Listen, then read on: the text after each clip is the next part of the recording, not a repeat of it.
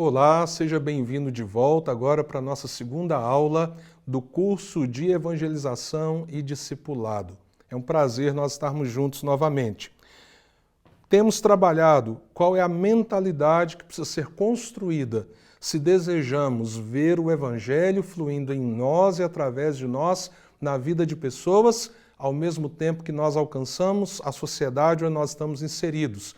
Vimos na aula anterior que o contexto em que vivemos é um contexto marcado pela diversidade, a complexidade, num mundo de visão relativista, pluralista, porém aberto ao diálogo e ao relacionamento. Isso então abre uma grande porta para a evangelização. Há, porém, um ponto de tensão. Observe o gráfico que irá aparecer para você aí agora.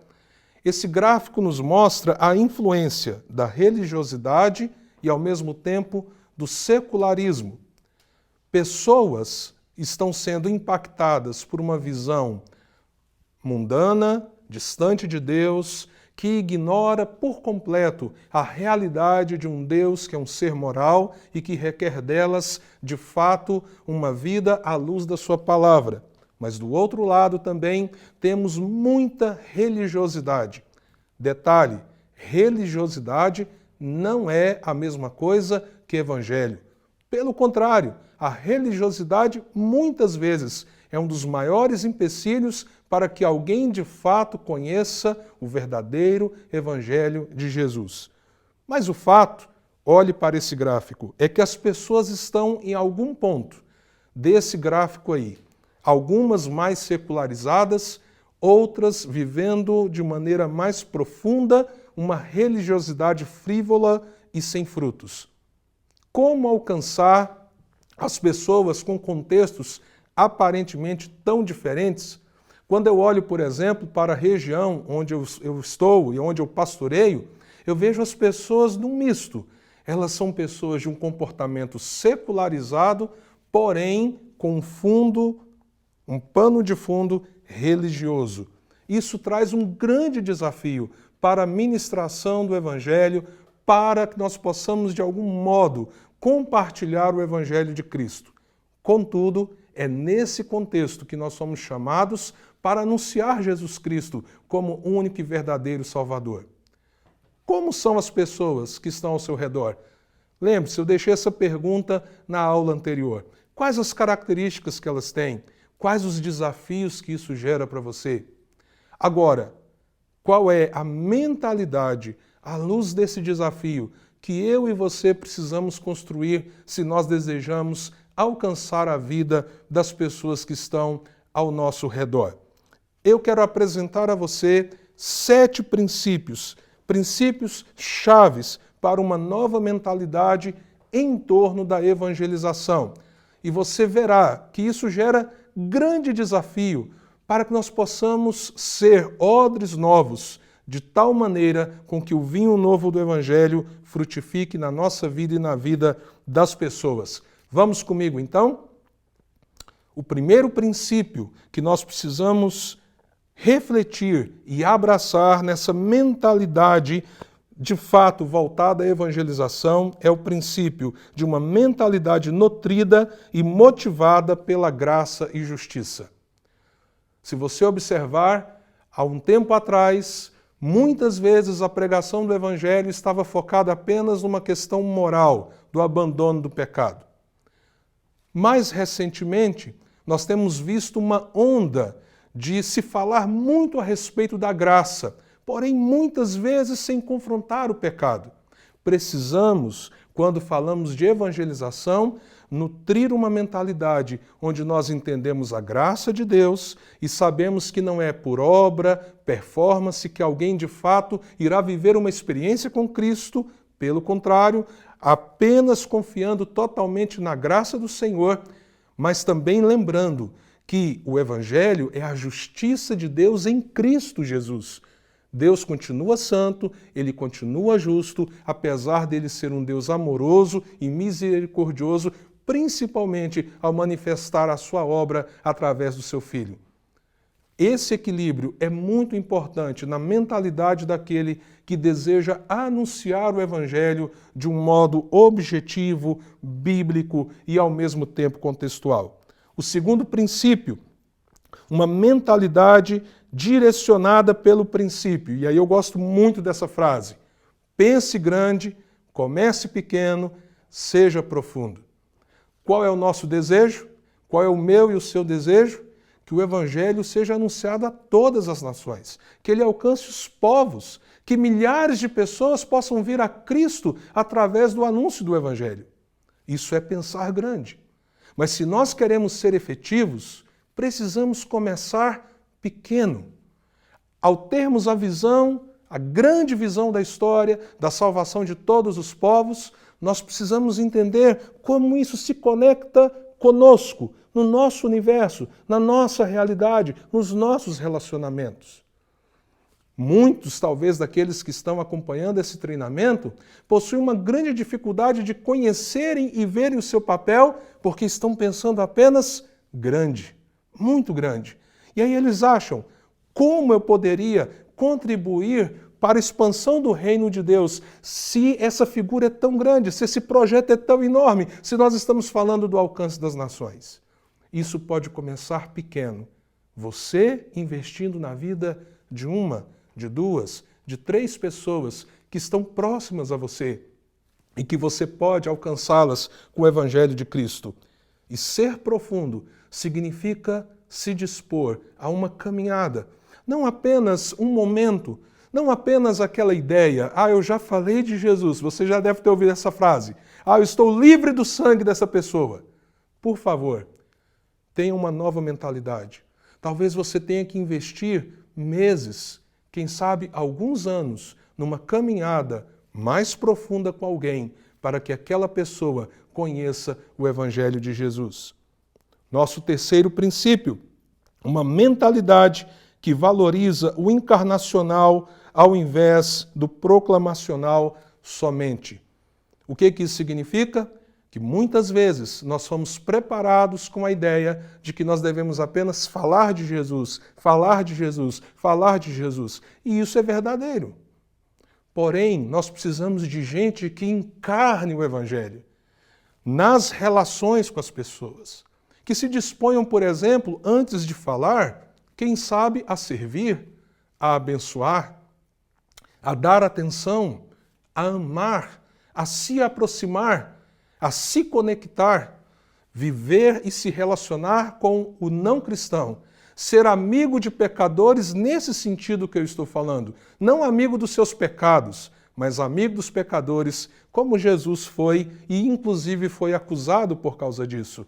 A partir daí, então, nós temos um evangelho que flui da nossa vida, não apenas através da nossa boca, mas através também das nossas ações, ações de serviço, ações de misericórdia, ações de amor e de afeto pela vida do ser humano perdido.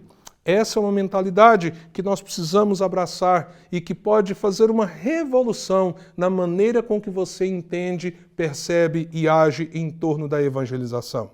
Um quarto princípio, mentalidade que se dispõe a ouvir e não só falar.